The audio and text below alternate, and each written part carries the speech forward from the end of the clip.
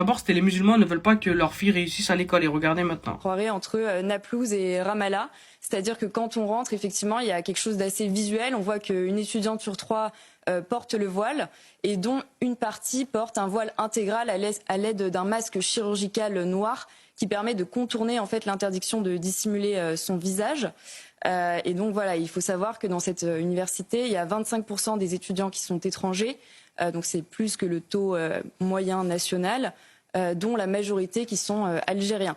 Et effectivement, quand on rentre, il y a un peu ce sentiment de décalage, surtout quand on sait que c'est la Sorbonne. Une étudiante sur trois porte le voile à la Sorbonne. Faut savoir, la Sorbonne, c'est une université française. Donc, toutes ces étudiantes, qu'elles portent le voile ou pas, sont là pour étudier. Et en plus, ce sont même pas des faits vérifiés, donc dire ça sur CNews, c'est une dinguerie. Savoir ces filles demain seront des ingénieurs, enseignantes, infirmières, des profs, des entrepreneuses, bref. Elles vont payer des impôts, cotiser, créer des emplois, en clair, contribuer à faire avancer la France. Porter le voile, c'est leur choix personnel. Je me pose une question, est-ce qu'on veut juger les gens sur leur apparence ou est-ce qu'on veut construire une France qui avance ensemble? Bref, en tout cas, n'hésitez pas à me donner votre avis dans les commentaires, franchement, on peut en débattre.